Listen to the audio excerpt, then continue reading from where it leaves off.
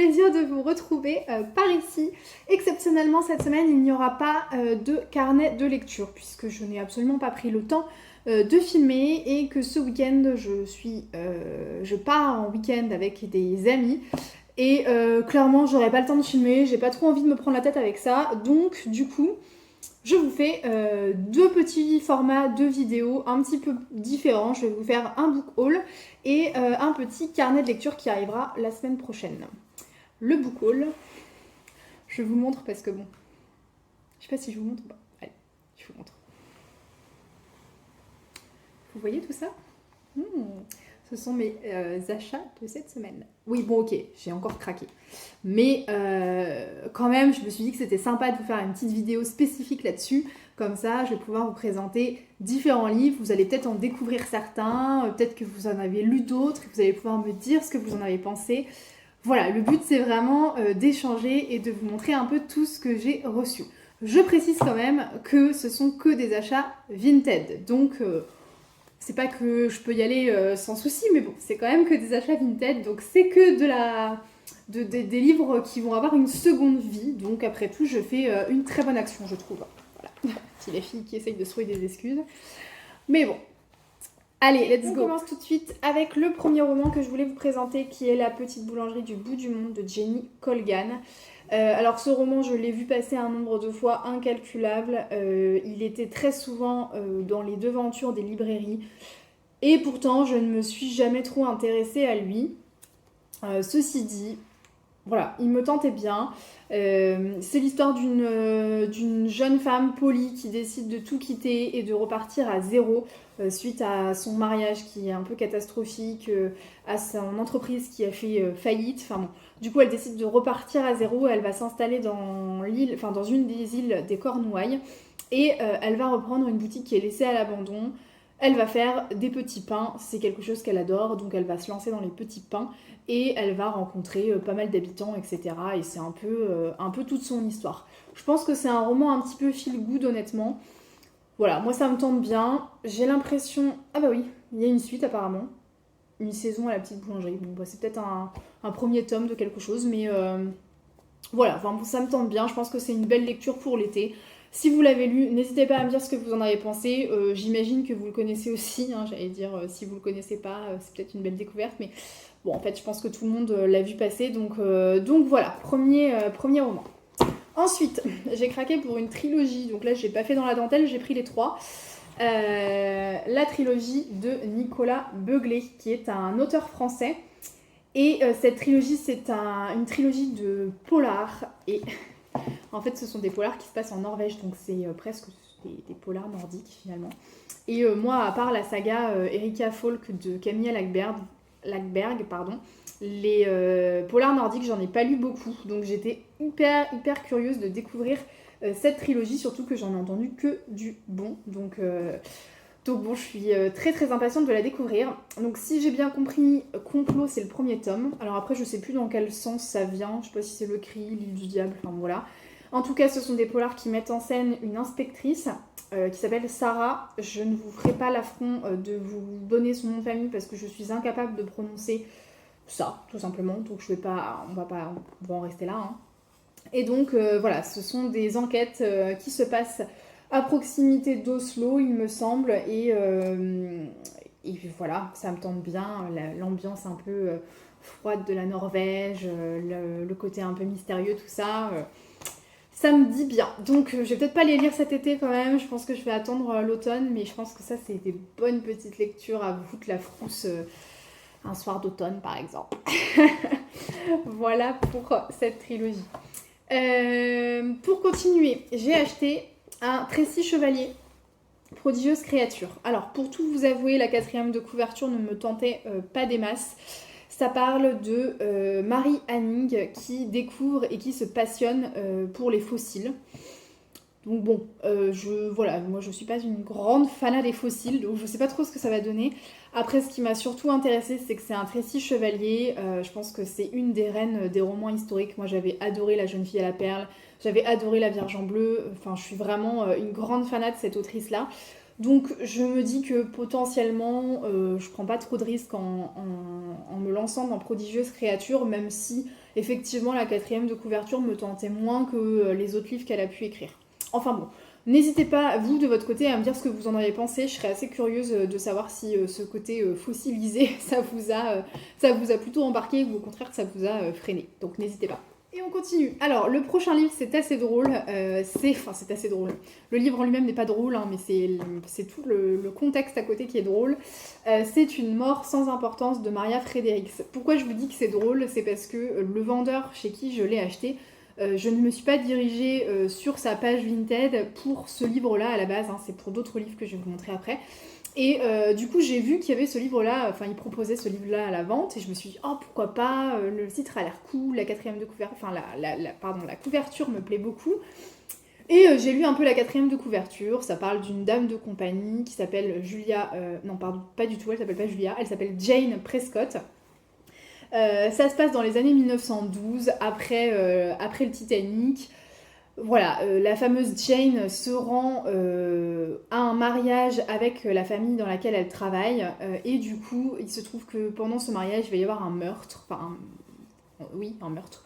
Et donc, je pense que ça va être un peu l'enquête, et je pense que c'est la fameuse Jane qui va enquêter sur ce meurtre.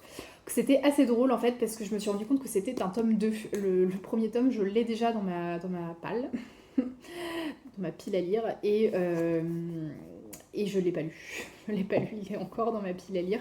Et donc c'est un tome 2 puisque celui-là se passe en 1912 et le premier tome se passe en 1910. Donc voilà, on retrouve la fameuse Jane Prescott qui est dame de compagnie. Alors j'imagine que c'est toujours la même famille, je ne sais pas trop. Mais voilà, donc ça me tentait beaucoup de le lire celui-là. On va bien voir ce que ça va donner, mais je vais peut-être d'abord commencer par le tome 1. Ensuite, j'enchaîne avec Le silence d'Isra. Alors ce livre, mon Dieu, mais ça fait une éternité que je veux le lire. Il me fait trop envie, il me fait de l'œil, mais alors vraiment énormément.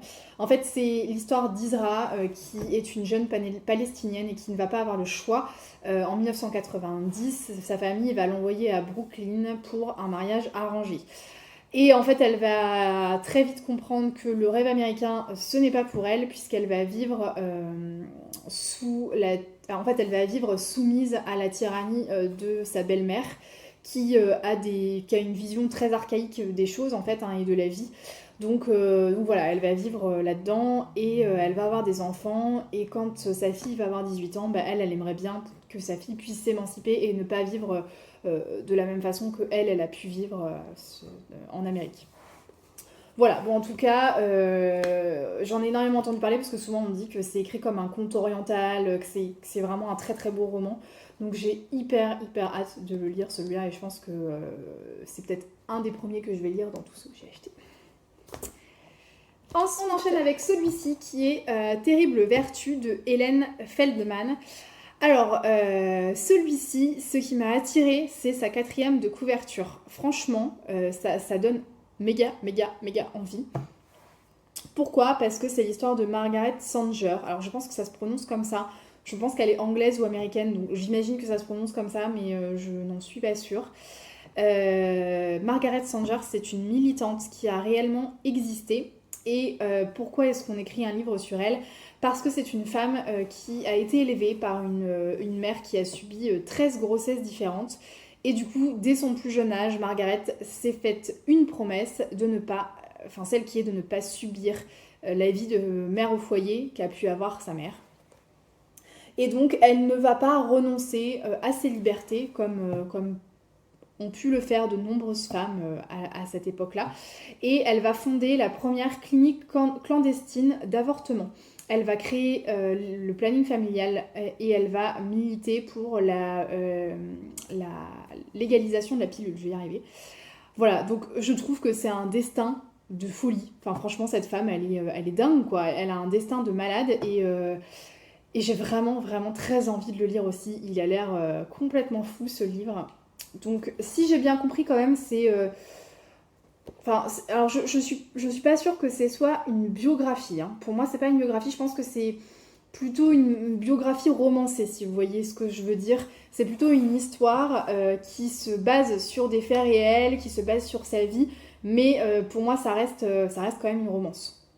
Enfin, un roman, en l'occurrence, pas vraiment une romance, mais un roman.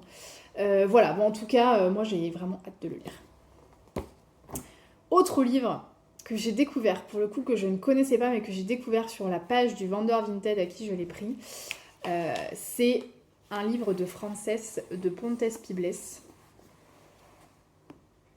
L'air que tu respires. Alors, je n'avais jamais entendu parler du livre, mais je suis une grande fan de cette autrice. Cette autrice a écrit 2 livres, celui-ci, et le premier que j'ai lu, enfin le premier, l'autre livre que j'ai lu et que j'ai adoré, mais ça a été un coup de cœur monumental ce livre, et je peux que vous recommander cette lecture.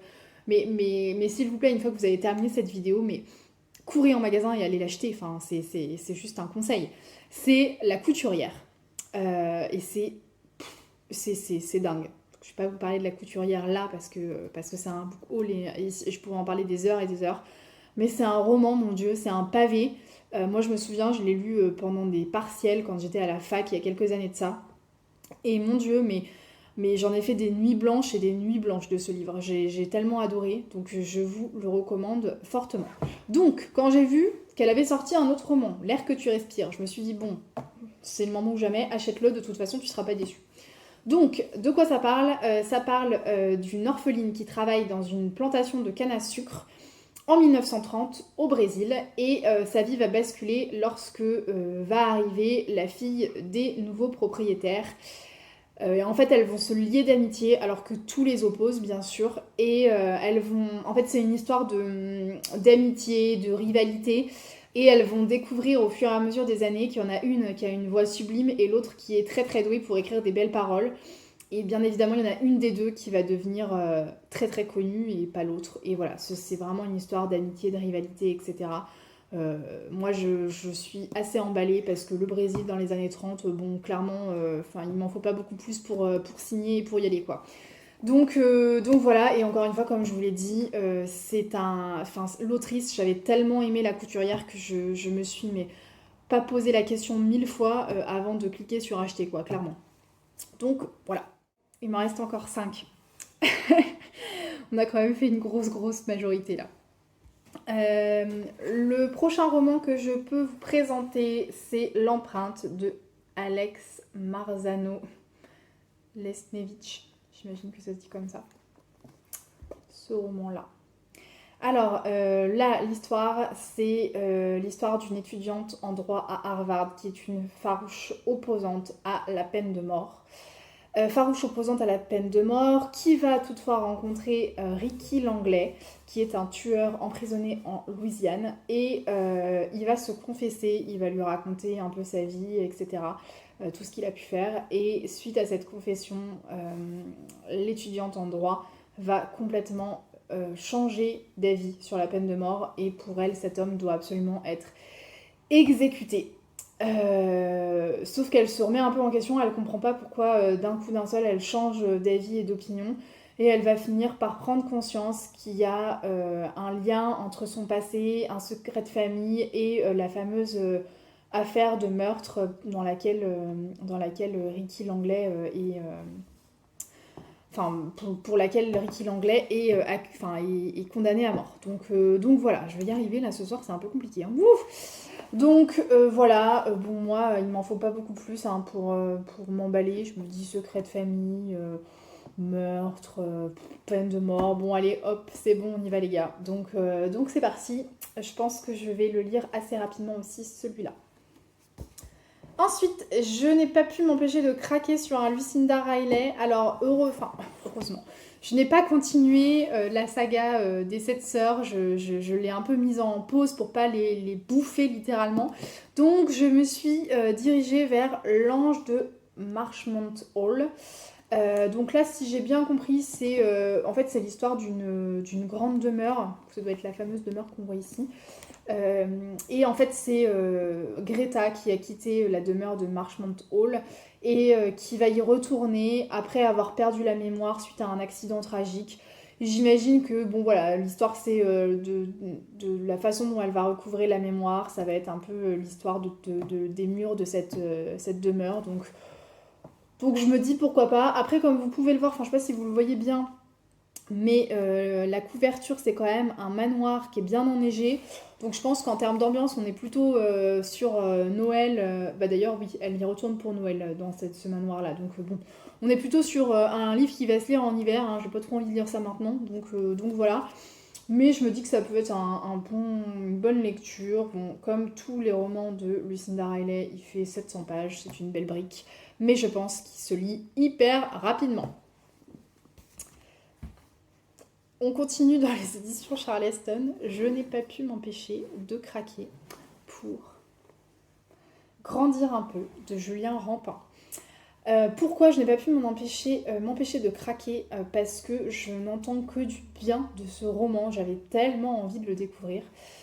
En fait, c'est l'histoire de Jeanne qui décide de fuir sa maison puisque son mari est relativement indifférent. Elle en a marre, elle se trouve un peu malheureuse dans une existence qui lui ressemble pas vraiment. Donc elle quitte un peu tout et elle va trouver refuge dans une vieille bâtisse en pierre au volet bleu. C'est important apparemment.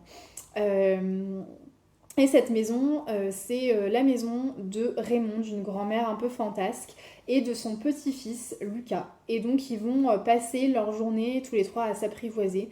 Et c'est toute leur histoire. Donc, la quatrième de couverture, on n'en dit pas beaucoup. Et je trouve que c'est bien, en fait, pour une fois, d'avoir une quatrième de couverture qui n'en dévoile pas trop. J'aime beaucoup la couverture, que je trouve très, très jolie, très colorée, très printanière. Donc, j'ai vraiment hâte de le découvrir. Si vous l'avez lu déjà, je pense que vous êtes nombreux à l'avoir déjà lu. N'hésitez pas à me dire ce que vous en avez pensé. Je vais d'abord finir par les éditions Charleston. J'ai un autre livre des éditions Charleston que vous devez sûrement connaître aussi parce que vous avez dû le voir passer, je pense, autant de fois que moi. C'est le premier tome de La Villa aux étoffes de Anne Jacobs. Alors, il me semble que c'est une trilogie de mémoire. Et là, dans ce premier tome, bon, déjà vous voyez la couverture, je pense que vous voyez à peu près de quoi ça va parler. On est en 1913 dans ce tome-là, on est donc juste avant la Première Guerre mondiale. Et on va suivre Marie qui va entrer comme femme de cuisine dans la somptueuse villa des Melzer, qui est une famille de riches industriels du textile en... Bah alors là, c'est une très bonne... en Allemagne peut-être, ou en Autriche, je ne sais pas trop. Pas trop où ils sont, enfin bref, en tout cas dans une riche maison.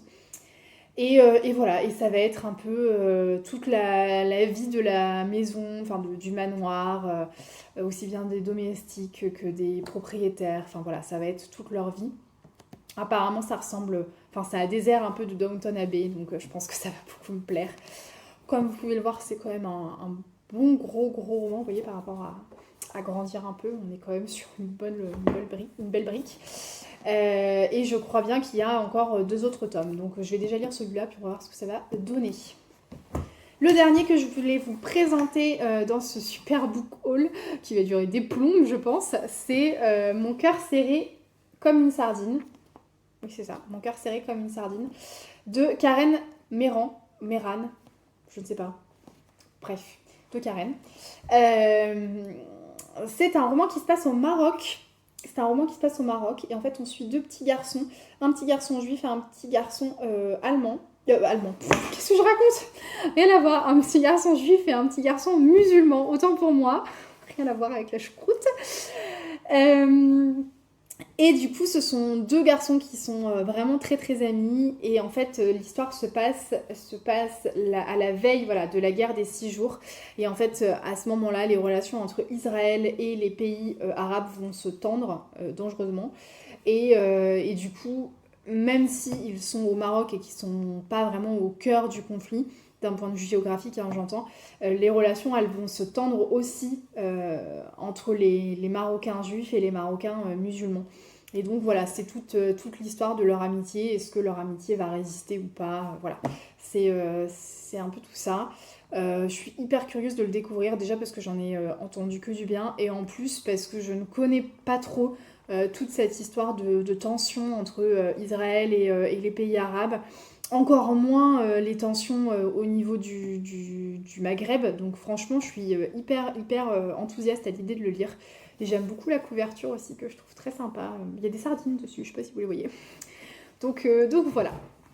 Voilà. J'espère que ce petit book haul vous aura plu. J'espère qu'il vous aura donné plein d'idées de lecture.